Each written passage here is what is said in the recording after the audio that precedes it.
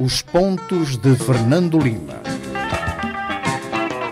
Boa noite, rádio ouvintes e telespectadores. Cá estamos nós para mais um Pontos de Fernando Lima. Falamos do local habitual, Rádio Savana 100.2. Continuamos a ver, pode nos ver em direto no Facebook, onde pode colocar o seu comentário e levantar questões que o nosso comentador aqui mais tarde pode comentar.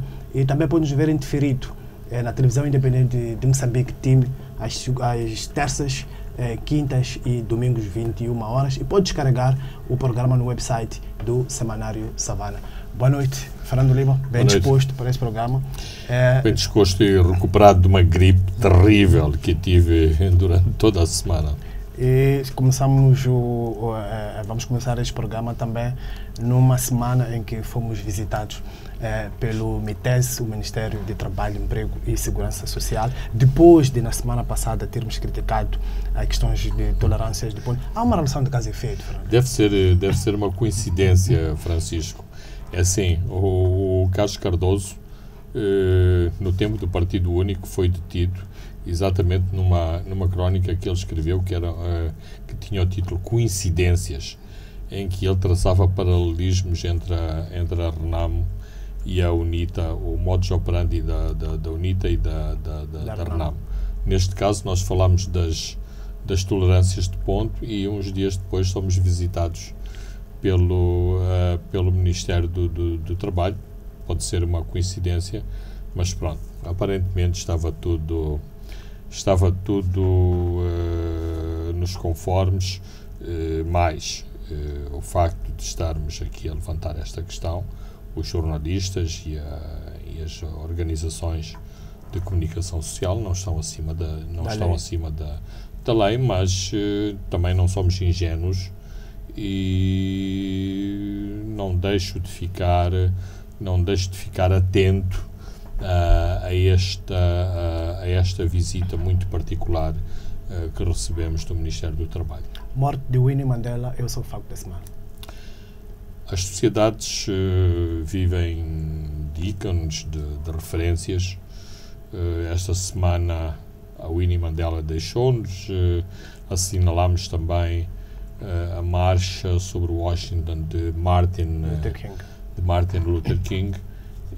Isto para dizer o seguinte: a Winnie Mandela foi para muitos de nós, da nossa geração, um elemento extremamente mobilizador em relação ao apartheid. Todas as humilhações que ela sofreu, a sua resistência ao apartheid foram um lenitivo muito, muito importante para que as pessoas se apercebessem da desumanidade que era este sistema montado na África do Sul. A Winnie Mandela chegou a ser deportada no seu próprio país, portanto esteve no Estado Livre de Orange deportada. Claro que ela não teve um percurso linear, acontece com todos nós. Também teve os seus pontos menos interessantes na sua vida, nomeadamente a criação do Mandela Futebol Clube, que afinal não era um clube de futebol, mas era uma máquina para matar e aterrorizar os seus adversários políticos. Já na fase que o ANC subiu ao poder, a Winnie Mandela não esteve bem, teve que se sentar no banco dos réus por várias vezes, encabeçou uma facção populista que hoje, digamos, a bandeira maior é o Partido dos Combatentes da Liberdade Económica, que tem assento no Parlamento do Cabo. De qualquer forma, mesmo em relação ao próprio divórcio com Nelson Mandela, à situação da partilha dos bens após a morte de Nelson Mandela, não me parece que ela tenha tido a atitude com o melhor comportamento. De qualquer forma, o ponto importante, incontestável, incontornável, é esta sua referência, uma referência maior em relação à luta contra o apartheid, quando inclusivamente se questionava da efetividade da chamada luta armada do ANC contra o apartheid. Não era a luta armada que mobilizava o mundo, que mobilizava a comunidade internacional, eram de facto a resistência de pessoas como Winnie Mandela, que mobilizavam as pessoas, a sua inteligência, a sua coragem, a sua determinação. Aliás, a sua imagem está muito romantizada por vários filmes que foram feitos à volta da sua personalidade e da sua história. Fernando Lima, vamos começar com os temas que elencamos para este programa. Um tema sempre recorrente e vamos discutir em vários programas que vêm aí, tem a ver com a desmilitarização e a descentralização. Afonso Dhlakama concedeu uma entrevista esta semana ao canal de Moçambique, que diz que a desmilitarização e a descentralização são duas coisas diferentes. Na sessão do Comitê Central, Filipe Nyusi disse que o processo de descentralização deve desenrolar-se em paralelo com a desmilitarização, como garantia de paz efetiva. Fernando Lima, estamos em presença do quê? Bem, em primeiro lugar, estamos na presença de um fenómeno extremamente interessante que a democracia possibilita.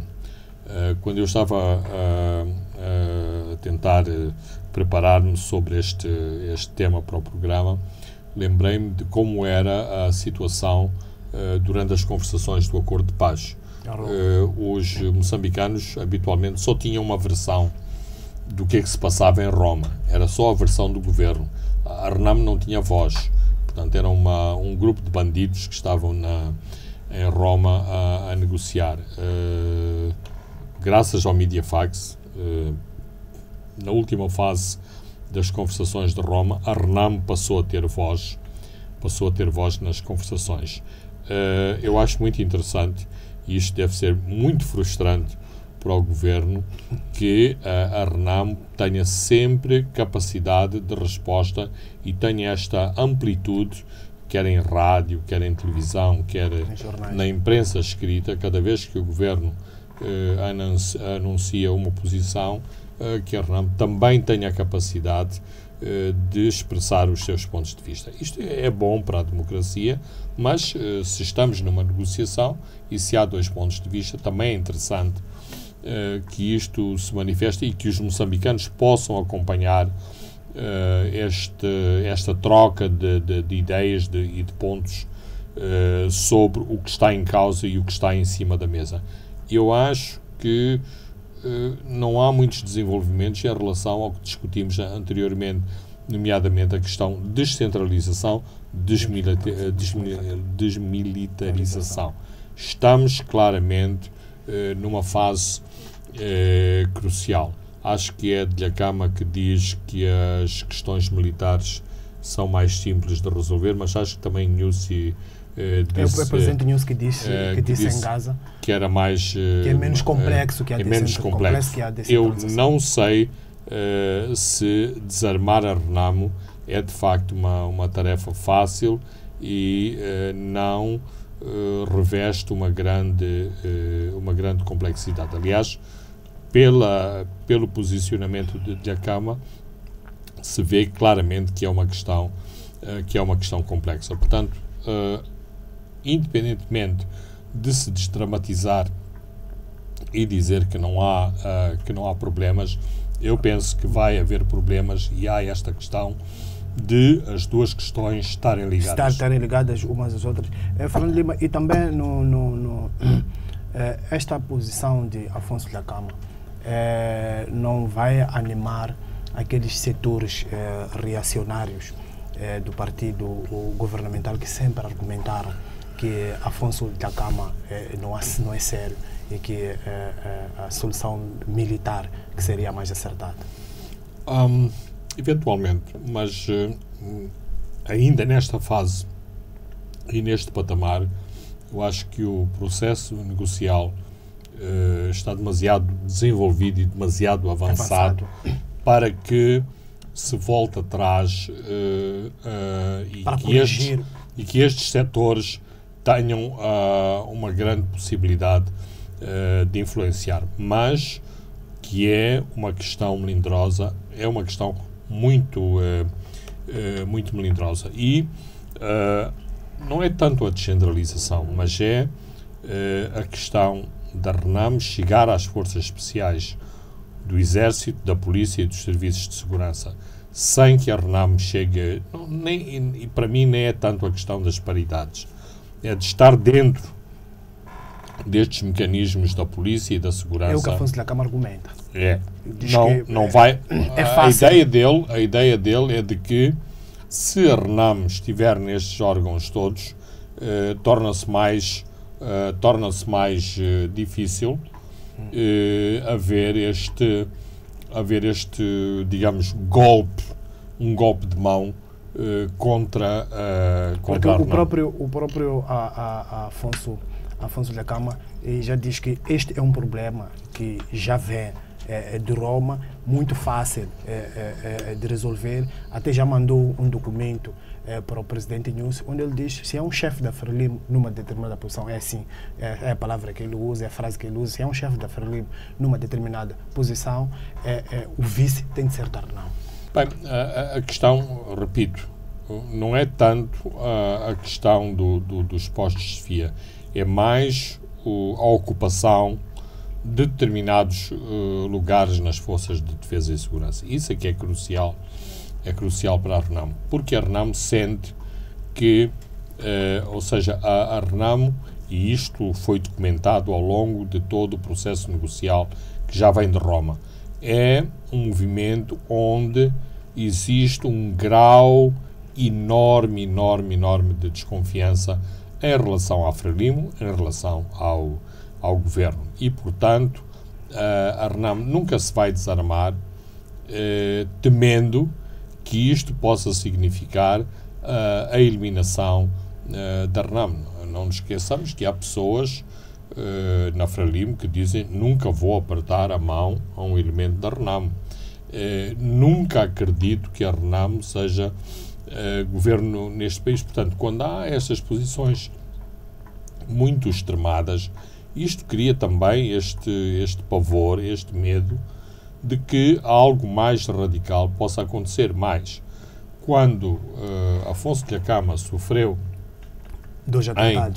em 2015 2 atentados, há claras evidências que isto pode acontecer. Aliás, os 2 atentados foram acompanhados também por produção teórica, nomeadamente sobre a savimbização do processo moçambicano. Agora, quem é que trouxe o debate sobre a savimização do processo moçambicano? Penso que não era de todo ingênuo este tipo de debate em cima da mesa.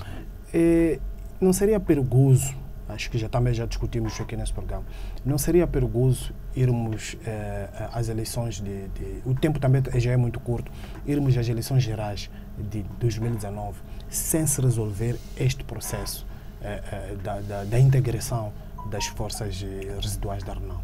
Eu acho muito perigoso e acho... Porque sempre tivemos neste país reivindicações, protestos pós-eleitorais.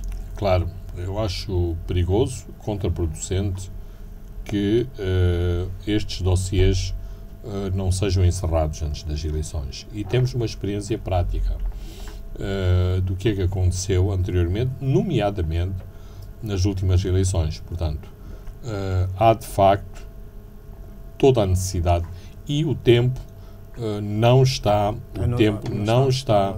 a ajudar o processo. Quando se pensava que a descentralização estava nos carris, há agora a questão dos administradores, se são nomeados pela ministra ou pelos governadores. Ora, isto é um contratempo, vai fazer perder tempo, vamos aqui entrar numa pequena guerra de nervos. Porque a RENAM não abre mão disto. E nem a Frelimo abre mão. Claramente, e portanto é preciso encontrar-se aqui uma solução de meio termo. E eu penso que é possível essa solução, como já foi. Várias soluções foram aventadas em relação aos governadores e essas soluções podem ser ensaiadas para os governadores, nomes de consenso, nomes que são sugeridos, listas de nomes para se escolher uma solução do tipo quem ganha o distrito. Vamos aos resultados distritais, eleições de 2019. Por exemplo, não, ou mesmo utilizando os resultados distritais como um indicador. Acho que isto é importante e as forças políticas em presença têm que ter sensibilidade sobre isso. Neste momento, e já que se discutem estas coisas, a Frelimo e o Governo têm que ter consciência que em muitos distritos deste país a autoridade do Estado na prática, uma autoridade de ocupação, porque é uma força minoritária, não representa sequer o sentimento geral da população daquele distrito em particular. E acha que também que o presidente Nyusi e o presidente da Câmara devem voltar-se a encontrar-se em Gorongosa para resolver em concreto este problema de desmilitarização? Eu penso que esses timings têm que ser... Lendo a entrevista da Câmara, nós não falamos nada disso.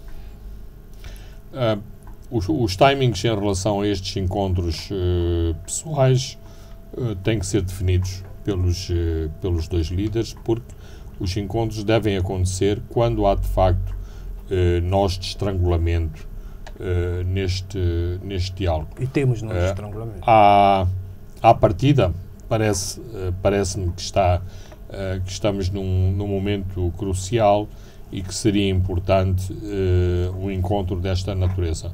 Mas isto, eventualmente, vai ser determinado por aquilo que vai acontecer nas próximas semanas. Mas o mês de abril é um mês crucial porque há uma série de documentos que têm que ser preparados e finalizados este mês para serem aprovados ao longo do mês de maio. Portanto, quanto eu sei, a Assembleia da República vai encerrar os seus trabalhos no mês de maio. E pelas contas, aparentemente é por estes meses que o chefe de Estado deve anunciar a data da realização das eleições de 2019. Exatamente. E tende a anunciar esta data enquanto todas as regras do jogo já foram definidas. Estamos muito atrasados. Absolutamente. E o presidente Nyusi em Gaza também apelou a Renamo para abandonar a política das armas e devolvê-las às autoridades. A bola não está do lado do governo? Ou também está do lado da Força Legal? Não.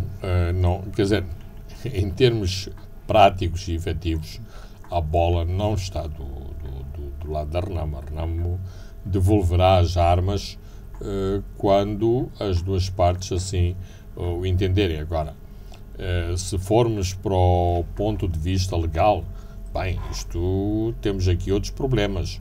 Nós, e é bom de tempos a tempos recordarmos esta situação, nós temos uma oposição que se senta no Parlamento e ao mesmo tempo mantém um exército, eu diria um exército privado, e através desse exército privado faz pressão sobre o governo do dia para que se alterem os termos constitucionais deste país. Mas parece-me que sem o tal exército privado não chegaríamos onde chegamos. Exatamente. Por isso que eu digo, a bola não está claramente do lado da Renamo. A Renamo fará o que tem que fazer quando se sentir confortável que deve entregar as armas. De qualquer forma, isto não deixa de ser bizarra como situação.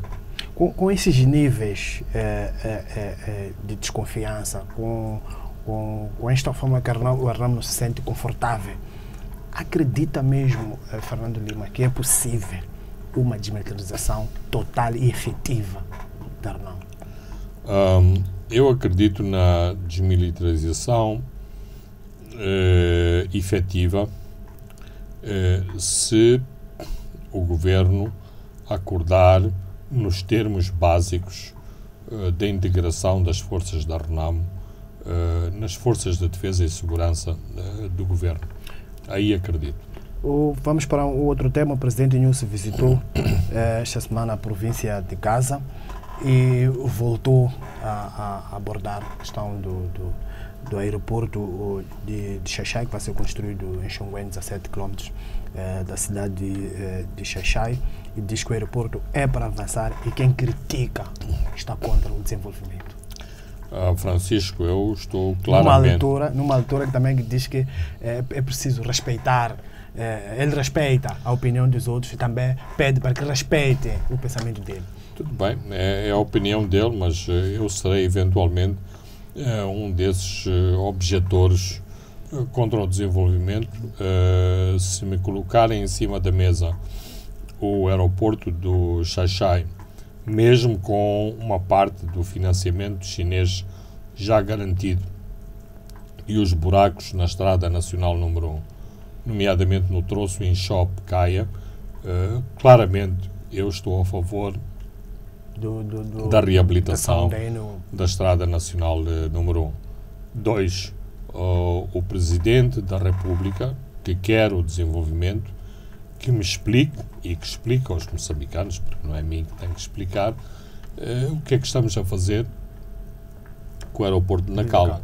Portanto, vamos criar o aeroporto de Nacala 2. Agora, se me disserem que precisamos de uma pista em Gaza, uma pista virada para o turismo, virada para o desenvolvimento, claro que apoio, claro que é importante. Agora, uma pista para a aterragem de aviões é uma coisa, um aeroporto internacional é outra. E o embaixador chinês, que também estava na visita do presidente Nyusi a Gaza, dizia que o aeroporto é um donativo, é uma oferta do povo chinês. Já foi lançado um concurso público na China para a seleção do empreiteiro. Há almoços grátis, Fernando? Claro que não há almoços grátis. Nós temos acompanhado que todas estas coisas de estádios, de instalações de presidência da República, da Assembleia da República não são coisas grátis, não são ofertas. Há contrapartidas e nós, no dia a dia, muitas vezes temos a oportunidade de acompanhar, inclusivamente, essas contrapartidas. Há claramente uma ofensiva contra os madeireiros chineses em Moçambique, mas também não somos ingênuos e sabemos que a tolerância que houve em relação aos madeireiros chineses decorre exatamente de todas essas ofertas e desses donativos e da relação de privilégio. São as contrapartidas que nós temos que dar. Que a China tem em Moçambique. Isto não significa que as empresas chinesas estão acima da lei, não significa que os cidadãos chineses estão acima da lei, mas nós vemos, inclusivamente, tratamento de privilégio dado em relação a casos criminais, nomeadamente contrabando de troféus de fauna bravia, onde não existe nenhum preso de nacionalidade chinesa envolvido neste tráfico, quando eles foram inclusivamente apresentados à imprensa como envolvidos neste tráfico. E mesmo na província de Gaza, a FEC, que é uma empresa chinesa, é que vai explorar as jazigas das areias pesadas de Chubut, e depois oferece-nos ali ao lado do aeroporto. Não há aí que cavar um pouco, ver que tipo de contrapartida, é uma contrapartida. Não, é cavar todo o envolvimento da FEC em Moçambique.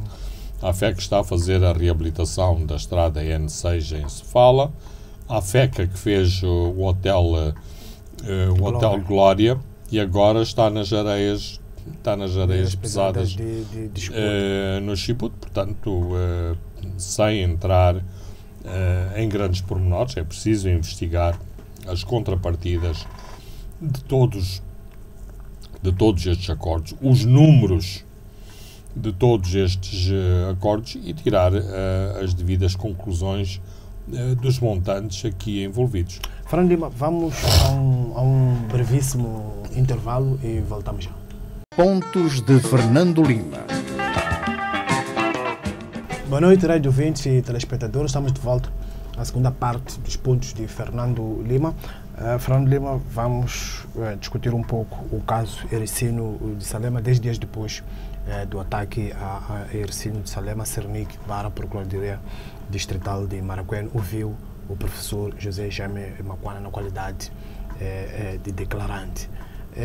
Acha que estão a ser dados passos decisivos para se resolver este caso, ou é para o inglês ver e acalmar a sociedade que está muito revoltada com estas situações, com a impunidade que reina neste país? Decisivos não creio, mas estão a ser dados passos, e isso é importante, e isso só abona a favor das autoridades moçambicanas. Se fosse sempre essa atitude da polícia, teríamos uma maior relação de confiança entre os cidadãos e a polícia, porque a grande frustração em Moçambique é a tal frase do estamos a trabalhar, mas nunca nos apercebemos de que esse trabalho é feito, porque nós muitas vezes temos acesso às pessoas que estão diretamente envolvidas numa determinada situação e sabemos que ou a polícia não convocou estas pessoas, não fez exames periciais, não se preocupou muito com a investigação e, portanto, temos... E neste caso do Salema, só muito tempo depois é que foram ao local onde Salema foi deixado para fazer a perícia. Exato, mas, bem, pelo menos, quer a Procuradoria, quer a Polícia ouviram Ericino de Salema no leito do hospital. Agora estão a ouvir o professor Macuane, que também é importante. É importante recordar que Macuane e pelo menos mais uma pessoa foram avisados com 24 horas de antecedência que este atentado iria acontecer. Portanto, são fontes importantes. E muitos outros detalhes que aconteceram nessas 24 horas e nas 24 horas que aconteceram depois do atentado de Ericino. Há muitos detalhes que são importantes em matéria de investigação criminal. Depois, a própria comparação daquilo que sucedeu ao professor Macuane e aquilo que sucedeu a Ericino de Salema, e mesmo em relação ao Dr. Carlos Jeque. Acho que era importante revisitar a forma como ele foi raptado, para ver se há outras circunstâncias que coincidem nessa matéria. Mais uma vez, eu diria que a investigação está a levar outro curso. Não penso que é porque a polícia acordou. Este é o resultado da pressão. Mas claramente é o resultado é o resultado da pressão em relação a este caso, é também o resultado de o Governo claramente demonstrar e tentar demarcar-se em relação a suspeições que possam aparecer de que as suas forças estão envolvidas neste sequestro. Mas para isso é importante que este caso seja resolvido o mais rapidamente possível e que essas pessoas sejam colocadas nos bancos dos réus. A minha teoria continua a ser a mesma. Eu acredito na polícia de Moçambique, acredito nos agentes da polícia de Moçambique, no seu profissionalismo. E se estas nossas forças, os diferentes setores destas forças quiserem, eles podem chegar a algumas conclusões fundamentais sobre um caso desta natureza. Agora, em Moçambique, tudo é politizado. O caso do português raptado no centro de Moçambique tem muito mais elementos de evidência, nomeadamente 32 levantamentos de ATM com câmaras a gravarem os autores dos levantamentos. Nada aconteceu. Isto é por incompetência da polícia? Não. Para mim, claramente são outros motivos. Tem câmaras. Não, e os fotogramas das pessoas que foram levantar o dinheiro existem, mas a questão que também existe é que elas não foram identificadas. E também temos na capital do país câmaras de vigilância praticamente em toda a cidade, e são esses também que poderiam ser usados para ver o percurso. Aí temos que nos contentar com a explicação do Ministro do Interior. Eu não tenho nenhuma outra fonte alternativa para oferecer. Sei que o equipamento está em ensaios, mas também sei que o equipamento não está a operar na sua capacidade total, e portanto temos o Ministro do Interior a descartar a possibilidade deste sistema de videovigilância ter estado atuante no momento em que Salema foi sequestrado. E Salema, que foi já para a África do Sul para prosseguir com a sua recuperação, e levantou algum burburinho, alguma celeuma a saída de Salema no aeroporto internacional de Maputo, e a polícia hoje, através do seu porta-voz Inácio Dina, diz que vai abrir um processo contra um cidadão que fotografou toda aquela confusão, aparente confusão no aeroporto de Maputo quando Salema se preparava para embarcar. Diz que mandou este cidadão para apagar as fotos do seu telemóvel. Esse cidadão não acatou, e isso configura um crime de desacato à autoridade. Sei que Fernando Lima acompanhou todo este processo. Como é que viu? Bem, eu acho que aqui há algum excesso de protagonismo, não excesso de zelo, mas excesso de protagonismo da polícia. Acho que a polícia devia se preocupar em apresentar elementos de investigação em relação a este caso e não se pôr em bicos de pés na questão do aeroporto. A questão do aeroporto é muito simples, foi um incidente também muito simples e que foi rapidamente sanado e que deriva do facto das pessoas estarem nervosas, estarem fragilizadas, estarem desconfiadas também.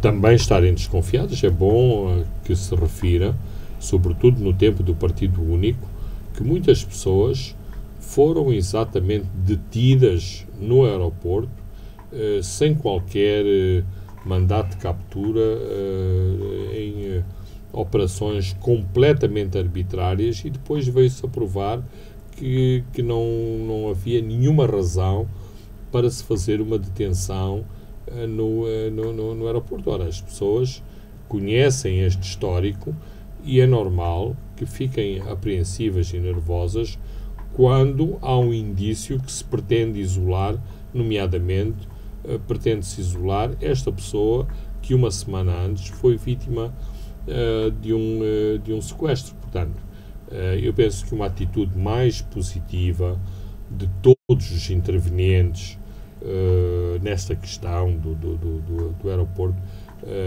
teria resolvido facilmente este problema.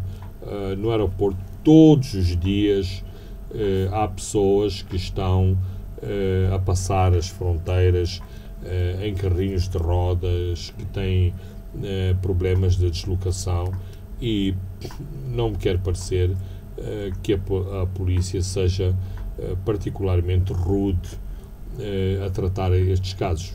Inclusivamente, em termos familiares, tenho evidências de que todas as autoridades aeroportuárias, incluindo as forças de segurança, foram muito simpáticas e, portanto, naquele caso concreto havia alguma crispação, e esta crispação a que causou este tipo de tensões. Mais, o relato que a polícia fez esta tarde não corresponde completamente à verdade. As fotografias, eu posso garantir, começaram a circular por volta das 11 horas, portanto, à medida que as fotografias foram feitas, foram imediatamente enviadas, postas a circular, e só depois, já no posto de polícia, a pessoa em causa foi intimada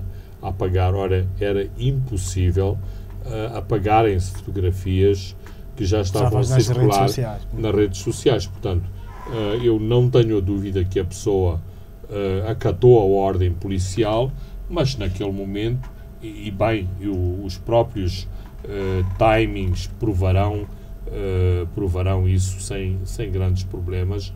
A altura que a polícia pediu para as fotografias serem tiradas dos telefones, elas já estavam a circular. Portanto, o autor não poderia fazer, ou seja, influir sobre as próprias imagens. Lembro-me que não houve nenhum pronunciamento, não houve nenhum processo aberto a quanto do caso da deportação da espanhola. Exatamente.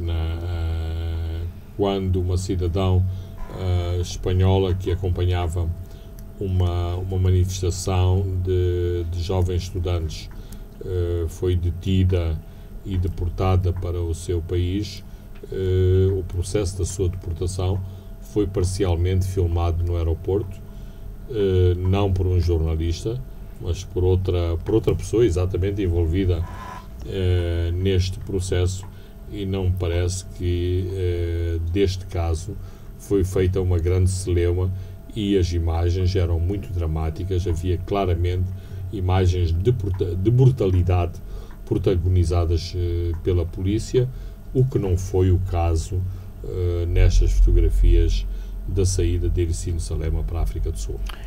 Jacob Zuma, no Banco de Israel. Jacob Zuma compareceu esta sexta-feira no Tribunal de Durban para responder sobre o caso de alegada corrupção no processo de venda de armamento que terá ocorrido há 20 anos. Zuma, o antigo chefe do Estado, vai estar no Banco dos Réus. Fernando Lima, isto é demonstrativo da independência das instituições sul-africanas e não são dirigidas por estrelas de cinema mudo?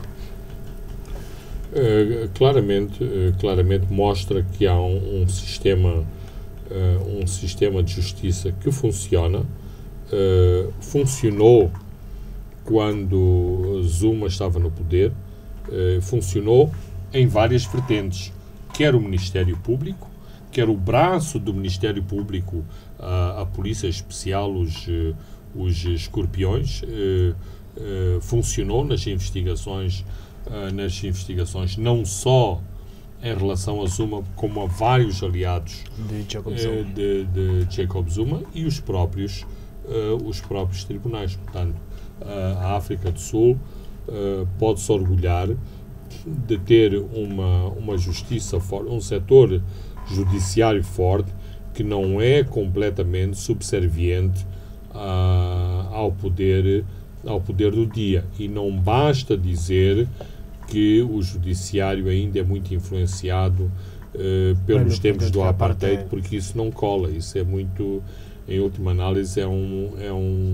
uma declaração muito oportunista, em última análise também até racista, porque se confundem as opiniões dos juízes com a sua cor de pele. Portanto, acho que aquilo que está a acontecer a Zuma, agora que não é presidente, isto só prestigia a justiça no continente africano e dá corpo à máxima de que ninguém está acima da lei, o que deveria influenciar positivamente também o judiciário moçambicano, mas infelizmente no nosso país este é um judiciário que claramente anda a reboque do poder político. 3 anos do processo das dívidas ocultas, não há nenhum arguido. Nem só não há arguido, como infelizmente, a meu ver, com pessoas claramente identificadas. O Ministério Público se põe a jeito de ser criticado, inclusivamente por instituições que fazem parte do sistema de justiça, como é o caso da Ordem dos Advogados, que criticou violentamente a atuação do Ministério Público. Então, temos que compreender as razões deste silêncio e desta inatividade. E à falta de melhor explicação, qualquer cidadão médio conclui que estes magistrados estão no bolso do poder do dia e, portanto, não atuam porque não têm exatamente a luz verde dos políticos para atuar. Na Coreia do Sul, a antiga presidente foi condenada a uma pena de 24 anos de prisão. Abuso de poder, corrupção e ações coercivas. Estamos numa semana em que antigos chefes de Estado estão na berlinda. Não, é uma semana negra para antigos chefes de Estado. Não, isto faz-me lembrar uma história muito interessante, depois de ter dito o que disse em relação a Zuma e à nossa Procuradoria-Geral da República. Se não me engano, em 90, o diretor do Jornal Notícias foi afastado. E porquê? Porque na altura o Jornal Notícias dava um grande ênfase aos processos de corrupção na ex-Europa de Leste. Então, porquê que o diretor do Notícias foi afastado? Porque exatamente com este ênfase naquilo que estava a acontecer na Europa de Leste, o editor procurava atrair atenção para o que se passava em Moçambique, mas que em Moçambique exatamente não acontecia nada. Portanto, ali estávamos na fase de partido único, hoje estamos em democracia em Moçambique e, portanto, esperemos que haja alguma pedagogia pelo facto de Zuma ter sentado o seu rabo no banco dos réus, que a ex-presidente da Coreia tenha estado no banco dos réus de mãos algemadas, que a primeiro-ministro da Tailândia foi julgada e condenada e aqui temos processos bastante para avançarmos nessa direção. Absolutamente. Com pessoas bem identificadas, sobretudo neste caso das dívidas ocultas. Claro, mas não sabemos o que se passa. Lula da Silva no Brasil recusa entregar-se e Lula tem até as 22 horas de Maputo. À hora que falamos, faltam poucas horas para expirar o prazo que o juiz Moro deu para que Lula da Silva se entregasse numa esquadra em Porto Alegre, no estado de Curitiba. Penso que Lula vai lutar até ao fim como? Através de protestos de rua, uma vez que a rua também é um palco de luta. O Partido dos Trabalhadores, Lula e a sua sucessora, que foi deposta do cargo de Dilma Rousseff. No Brasil gostam de dizer presidenta, foi afastada do cargo. Aparentemente eles decidiram combater esta decisão do tribunal na rua. Portanto, claramente eu antecipo confrontações de rua, e o campo político no Brasil está claramente dividido. Há uma parte da população brasileira que apoia a prisão de Lula, mas há também uma grande parte da população brasileira que se opõe e opõe agressivamente a que Lula seja preso. Mas todas as sondagens mostram que Lula da Silva ganharia confortavelmente as eleições se estes processos judiciais não o embaraçassem e não o impedissem de concorrer. E há quem diz que esses processos visam exatamente impedir que Lula da Silva regresse. Os processos, porque ninguém põe em causa a Operação Lava Jato.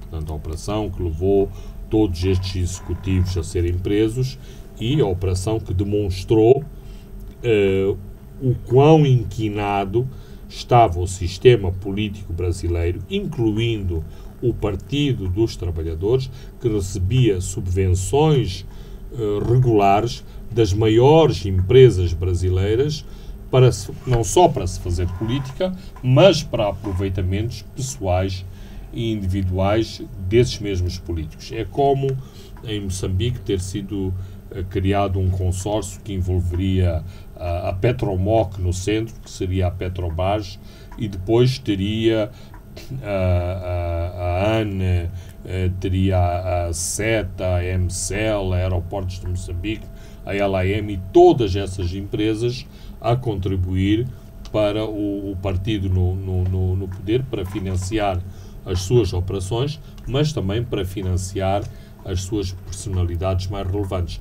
Foi isso que aconteceu no Brasil. Continua-se a discutir se há evidências claras de que Lula da Silva recebeu o T3 no Rio de Janeiro e outras luvas.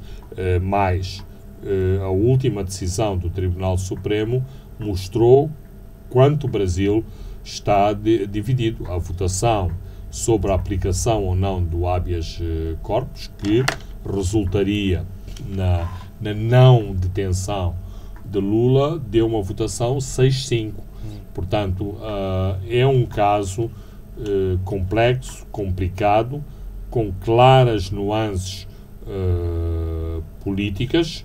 Não sabemos qual vai ser o epílogo, dado este anúncio que Lula fez, que vai combater esta ordem de detenção, mas também é bom deixar claro que a justiça brasileira demonstrou os vários ilícitos